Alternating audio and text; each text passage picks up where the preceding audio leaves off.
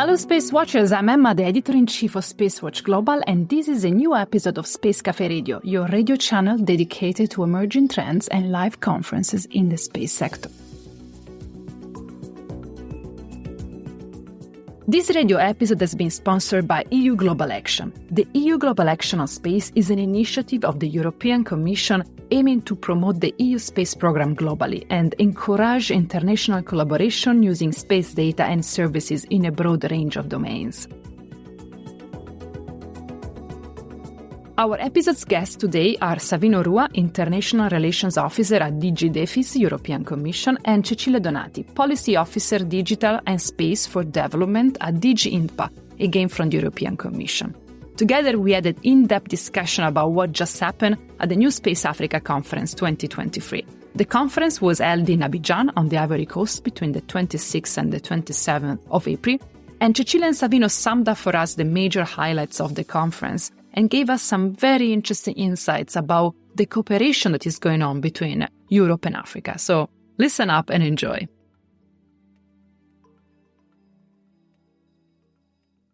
Hello, Space Watchers, and welcome back to another episode of Space Café Radio. Hello, Savino, welcome. Hello, Emma. Thank you very much for having me today, and I look forward to an interesting talk about space cooperation with Africa. Thank you. Hello, Cecilia, and welcome. Hello, Emma. Thank you very much for your invitation to be here today in the Space Café. Thank you both. It's a pleasure to have you here. So I suppose the first opening question is for both of you. Why Europe is interested in cooperating with Africa in this specific period and in this specific time? Thank you very much for the question, Emma. Let me start by saying that Europe is interested in cooperating with Africa on space topics since a long time.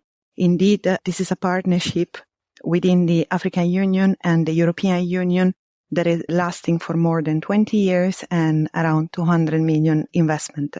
So the EU, it's not a newcomers in this environment, but we are here supporting our partner in reaching their objective. When it comes to last week's conference, the EU was a sort of special guest to this very important gathering, high-level gathering of space actors in Africa. And we wish to thank for that reason very much the African Union Commission and the coordinator of the program GMES in Africa that allow us to be there and to share our knowledge and experience with our partners. It has been a very interesting week with a lot of discussion at all levels, from policy officer to technical to private sector. And it has been very challenging and rewarding being there on stage and hearing from our partner what are their ambition in space in the upcoming years that are growing. The reason why we were there is simply to continue our long experience in partnership with the African Union and a space ecosystem in Africa. And it's also aligned with our new strategy, the Global Gateway. Thank you, Cecilia. Savino, how about you? Yes, thanks, Emma, for the question. I think Cecilia has already given a very good answer, very comprehensive, but perhaps I can add a couple of points more from, let's say, my perspective. So the first point I want to mention is that I work for the organization that is essentially responsible for the European Union space program. But very important to make there is that despite being a European space program, we think that is a program that can definitely bring added value to our international partners, Africa being absolutely a key partner of strategic importance for us in Europe, especially at the moment. Therefore, I think it's very, very great indeed that you have chosen to have both of us here today at this podcast, because it is thanks to the synergies between our departments as European Commission as a whole that I think we can make a difference. Essentially, we can use the Global Gateway to promote and advance the European space program for the benefit of Africa. But overall, I think also another important point to make is that it's important that our approach to Africa is based as much as possible really on co-creation and partnership. And this is a word that obviously Cecilia already mentioned.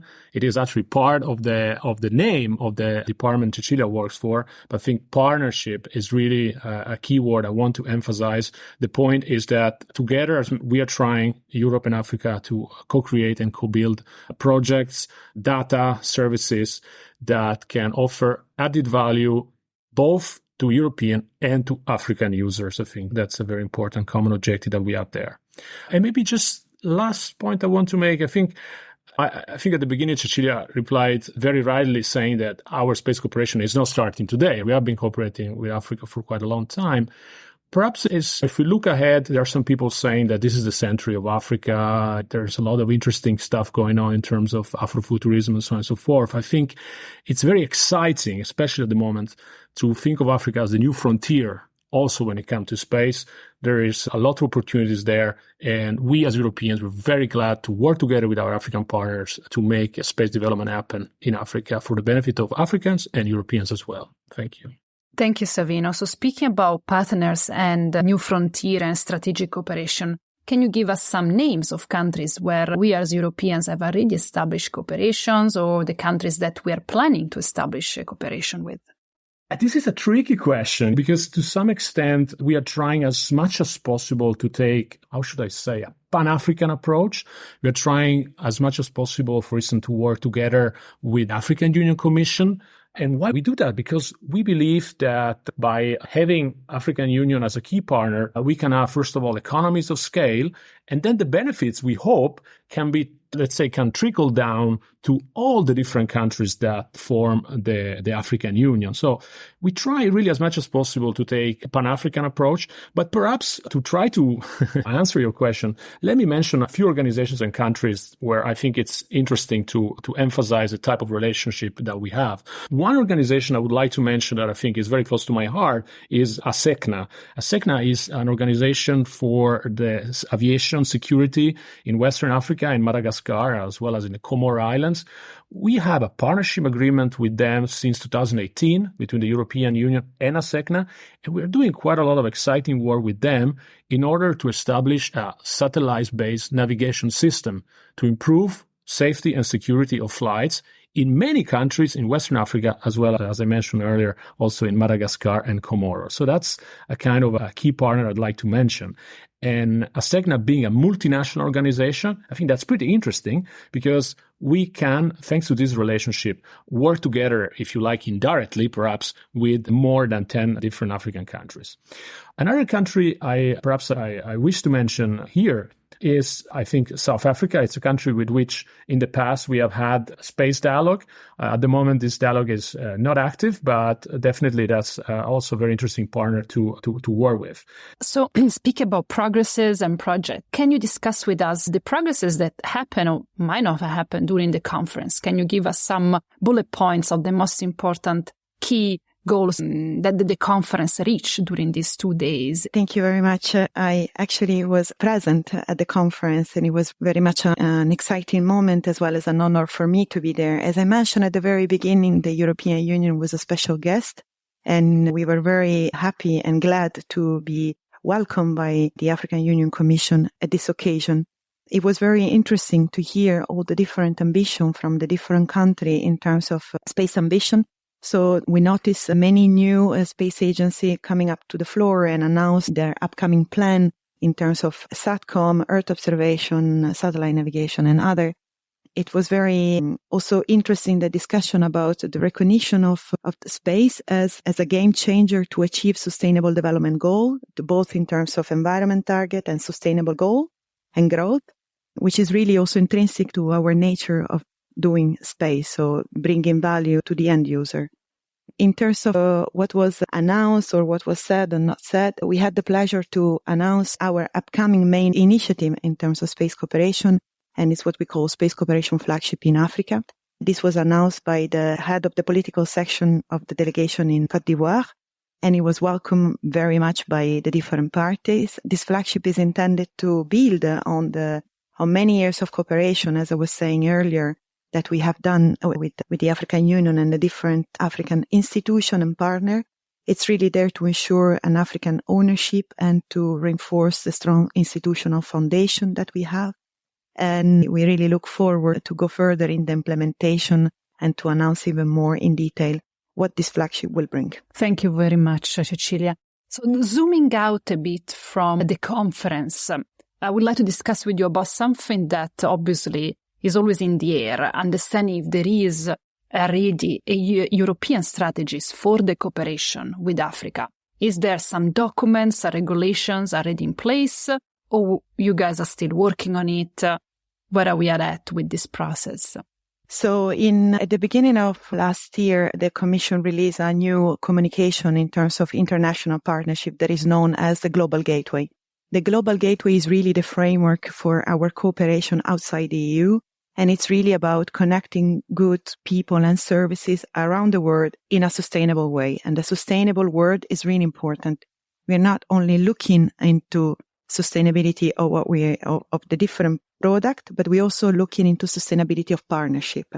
So the key principle that we put forward in this Global Gateway and are intrinsic to all the projects that we are establishing now, it's really about equal partnership.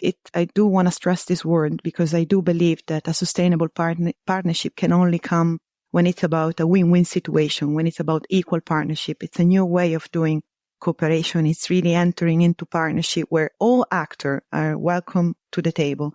And when I say all actors, it's because it's not only about public sector, but it's also about involvement of the private sector, involvement of the different actors and stakeholders that are around civil society. But as I said, very much private sector as well.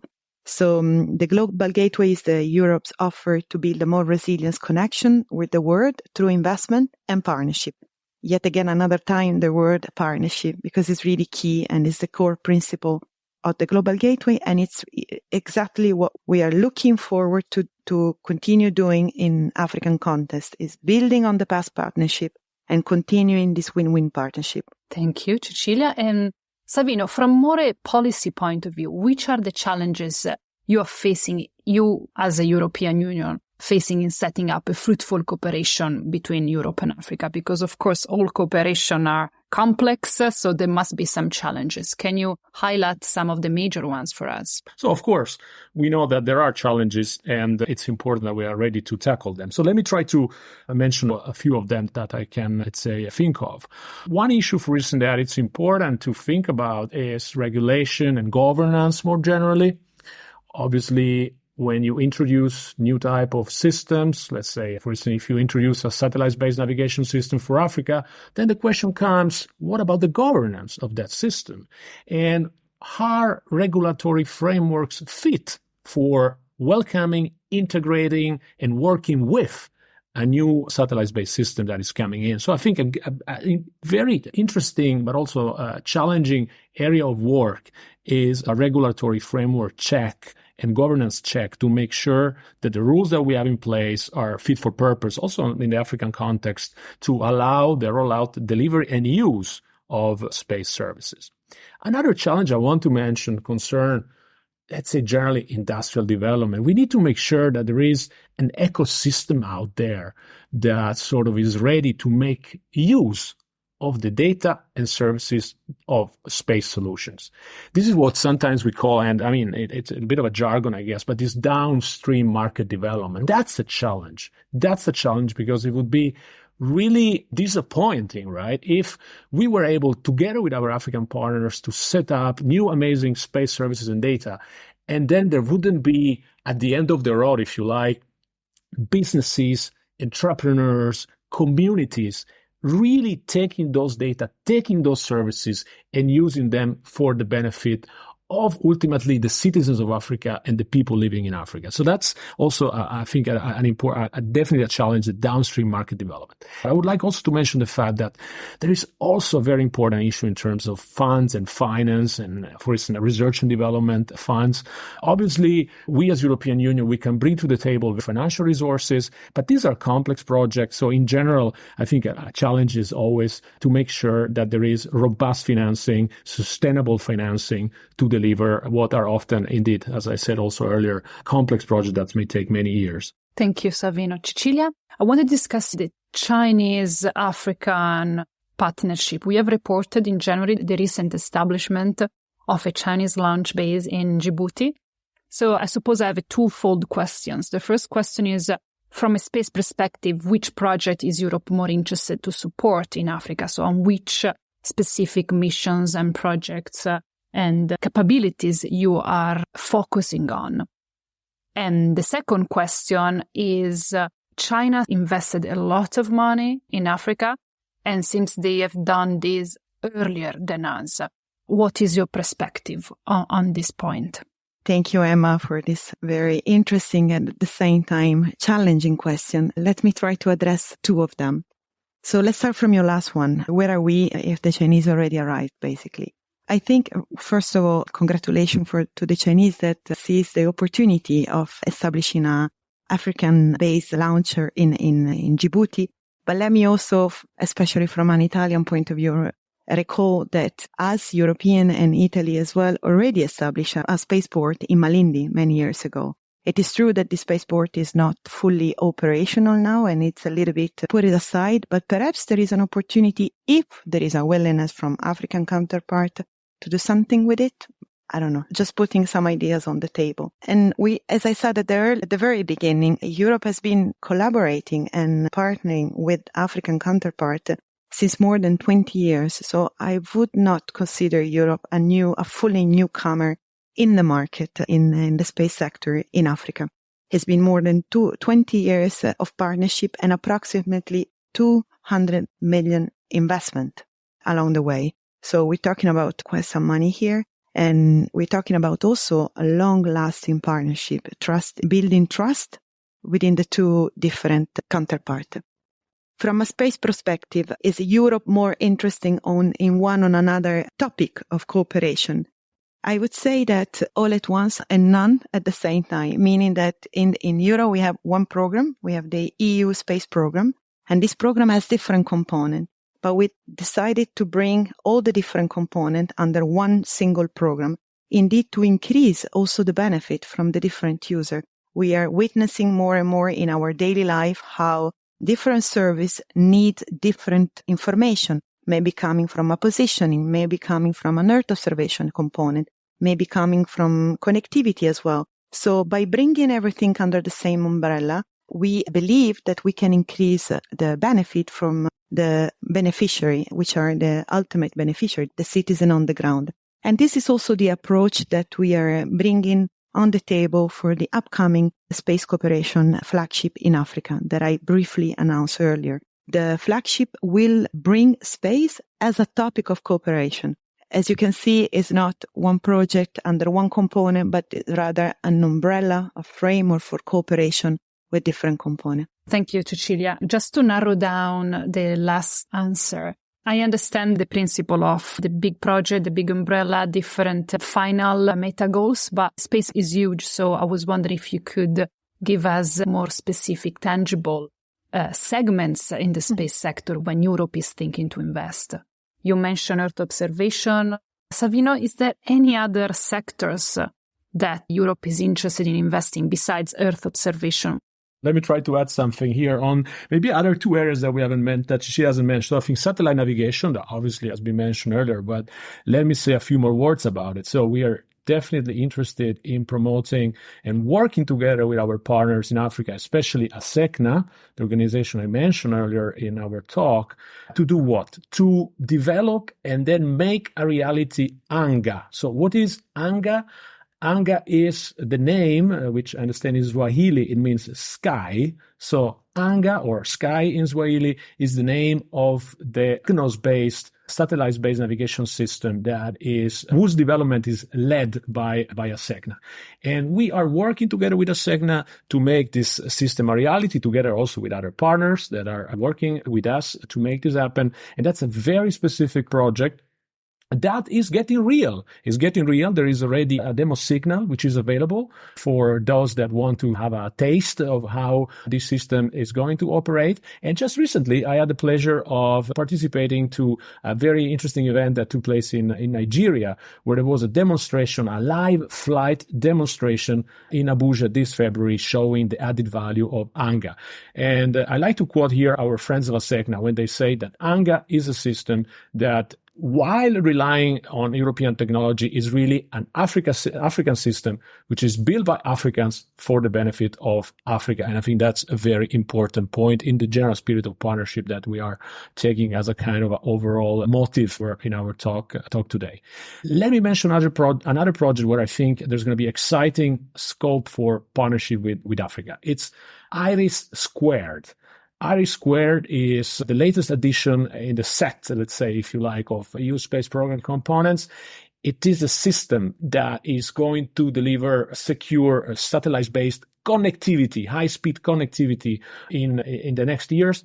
We believe there is a tremendous potential for partnership also in this project for Africa. Africa needs in connectivity are growing, I guess, as we speak. And the offer that we can bring together with our African partners when it comes to Iris Squared and secure connectivity, I think it's going to open a lot of interesting new avenues for amazing projects. ANGA, so satellite navigation, Iris Squared, and I don't have more examples, but I hope these are contributing to our conversation. Thank you. Thank you, Savino. So picking up on what you just said about the rate of which African industry is growing, we know that more players means higher traffic, more debris, more problems with traffic management. This is a problem that the big spacefaring nations have been trying to solve for a while now. How do you judge the development of this legislative side in African countries? Do you think that the African legislative bodies are moving in the same direction, matching up with what the States or Canada or Europe are doing in terms of traffic management regulation and space debris limitation? Let me try to give you my insight. Of course, I'm not an African legislator, so I don't have in mind what is the pipeline in that sense. But I would like to remind us that as the nation, as the different countries last week in Abidjan brought on the main stage their main ambition in terms of space agency, national space agency, so did the African Union Commission. And I think I'm not revealing anything new. There is a strong commitment from the African Union Commission to establishing an African space agency. So there has been a signature for the inauguration of this African space agency will come very soon. Now we have a location. It will be based in Cairo. They have found the location and the building and so on. From what we know, the African Space Agency will work around 4 main departments or topic.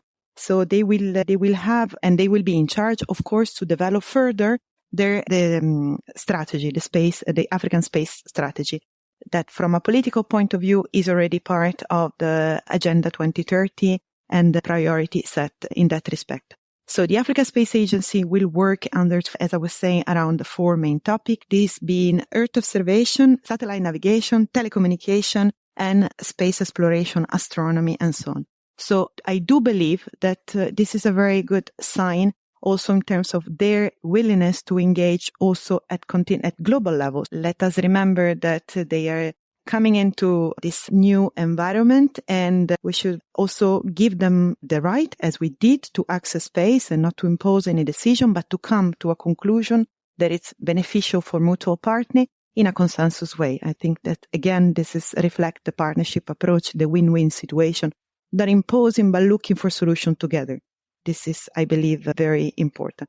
Thank you, Cecilia. So moving on to the next topic. In the last year, we saw the rise of private space investments everywhere, in the US, in Europe, in Asia. Where is Africa in this game? Do you see private investments in Africa? And of course, is Europe also participating to these investments? Is Europe financing some private ventures in Africa? If yes, which type of projects we are trying to set up? Stay with us. We'll be right back. Moving is right up there with death and divorce in the Stress Olympics. But fear not.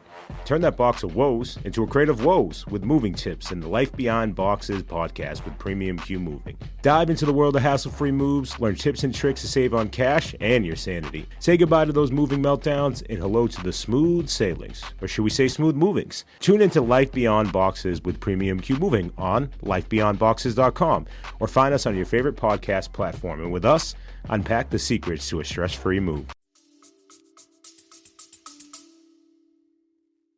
Thank you again for this very interesting question. I think we all know that Africa space sector is growing very fast. The Africa space economy in 2021 was valued almost $20 billion and is projected to continue growing strongly. Therefore, of course, there is a lot of interest from different private sector investors to come and play a role in Africa, which, by the way, is also the key element of our global gateway strategy, what I was mentioning before. So investment also should come from the private sector. And the idea of the global gateway is something that is called Team Europe. So we are really teaming up and the different key actors, whether they are public actors, so whether it's a commission and the member state, but also the private sector to reach the objective, especially in those sectors like digitalization, like space, where the need for investment is very high. And so the public money cannot bridge and cannot cover until what we call the last mile. So it's also true that attracting a European investor in Africa sometimes is not the easiest thing. So perhaps we need to work further in establishing links and bringing and building bridges across the two continents and across the two private sector components. Let's say last week, again in Abidjan, we have organized a seminar that it was really looking into establishing a partnership from a private sector point of view. We have noticed a lot of interest from both parties, and sometimes it's really also a matter of knowing what opportunities they are, knowing which door to open, and knowing how to access a market. So our role, I think, is there as a public sector, is there really to facilitate the establishment of this partnership between Europe and Africa, but at the same time also facilitate and support the development of an African ecosystem. And if you remember, I mentioned that one of the pillars of our upcoming initiative, it's really building on the private sector. So we really think that data is key in this in our economy, what we call data economy. So we are really aiming to develop action that support data-driven economy and innovation-led society by developing services that are adapted to specific need. It can be, for instance, a service supporting precision agriculture. It can be a service supporting smart mobility or, port management. You can really name it because we can go from water, climate change, biodiversity, urban planning, more smart transport system where the private sector can really play a role. Thank you, Cecilia. So picking up on something that you said, my last question, you mentioned a very important word that is data economy. Let me contextualize this. We had the chance to contact some of our African experts regarding the type of relationship that the EU is trying to build and negotiate in Africa. And some of them expressed some skepticism because somehow they sense that the relationship has been structured in a way they do not approve completely. One of the first points is something that you guys have already addressed. They perceive it like more of a donor-recipient relationship rather than an equal relationship. The second point they mention is that they perceive that the African resources has been somehow cut off from the deal. So it's just a kind of like European Commission, the African Union discussion, and the private sector, the local private sector have been cut off of the deal. And last but not least is exactly what you just said. They perceive that the deal that is being developed is more about using and controlling African data instead of helping them to develop their own structure. How do you respond? Yeah, maybe I can start, and then I'm sure Cecilia also has some interesting thoughts to share about this question, Emma. I think this is not just a question. You ask several sub-questions, if you like. I just want to start by some comments about the private sector. I think it's absolutely crucial for us that there is a clear and robust involvement of the African private sector in our overall space partnership with Africa. Let me give you some examples of what I mean by that. Just the conference that we mentioned earlier, the one in Abidjan, the NewSpace conference, that was a conference where you had a very interesting and massive involvement of the African private sector. You had the entrepreneurs there, you had the startups there, you had the investors there. And we were there as well, together with, of course, our partner that kindly invited us there of the African Union Commission. And while I don't know what they would say, I'm pretty sure that also our African partners, they would agree that involvement of the African private sector is crucial if you want to make our space partnership a success. Now, let me give you something more concrete. We have a very exciting project ongoing, which is the Global Action on Space. The Global Action on Space is an initiative that we have taken as European Commission to do what? To promote the added value of the EU space program beyond Europe. We have a lot of events going on in Africa. The EU Global Action on Space also was helping us definitely to be there and be present in the NewSpace conference in Abidjan. And I think it's interesting that the EU Global Action on Space has a specific angle, which is about business coaching. And at the moment, the highest number of companies that want to receive business coaching and want to be, let's say, active and find partnership with our European companies, they come from Africa. We have 27 companies that have been registered for business coaching. They're all from the private sector. They represent different countries, from Kenya, Namibia, Nigeria. I'm not going to mention all of them. But I think this is very interesting because, first of all, it signals our commitment to have the private sector very much involved when it comes to space partnership for Africa, but it also signals the interest, the passion, and the determination of the African entrepreneurs that see the value of the space data economy and want to play not a passive role there, but want to play a very active role in the process. Now, I think Cecilia may have something more to add, but I just want to come back to the initial point of your question about, let's say, the skepticism or some comments that came from the experts, African experts you talked to. Again, I think we are keen to move away from this assistance or donor-based approach and to move away from that and move towards a dimension of co-creation and partnership. I'm not saying it's going to be easy. I'm not saying it's going to be done just by talking, of course. It will depend on the actions, but I think rest assured of our commitment to make it happen and to build a partnership-based approach for space cooperation with Africa. Now, I think, Cecilia, you may want to add something more. Thank you, Savino. Yes, you already mentioned it very clearly, our intention of moving away from the donor-recipient relationship, but building, again, an equal partnership. And this has to come from two sides. It cannot be only from the intention of one side, but it should be the intention of the two sides.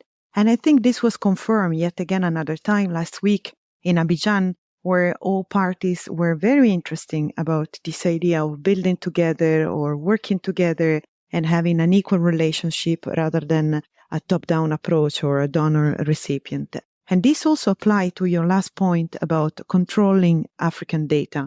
I think in Europe, especially in the Earth Observation Program, it is very clear that it's a free and open policy. Everybody can access it. It's a program that is looking around the globe and it has a strong focus on Europe as well. But regardless of that, the idea is not to produce data on behalf of anybody else, neither develop a capacity or being the one in the lead. On the contrary, the idea that we want really to push forward is that if needed, we are there to support the development if we can have a win-win partnership approach, which means in essence is that if there is, we are sure that there is something to be gained by both parties, knowledge of the local ecosystem. It's really not possible to think that we can run a service from Europe for Africa. We are lacking about the knowledge, the local culture, the local ecosystem, the environment, the policy aspect. So it has to come from Africa, the solution to address African needs. And also in terms of controlling African data, this is not at all what we are looking into it. As I said, the other way around is really like sharing data, sharing knowledge as we are sharing the data of the Copernicus program through our data arrangement with the African Union Commission is really to look into a win-win partnership. And we have seen that the global model are also benefit from more data. So there is a win-win benefit to enter in this partnership. Thank you very much. Thank you, Cecilia. Thank you, Savino, for being here with us. I think that was the end of our interview. And I'm looking forward to discuss with you this very interesting topic again and see how the relationship between Europe and Africa progress. So I will talk to you again soon. Thank you very much for being with us. Thank you for having us. Thank you very much. A pleasure to be here.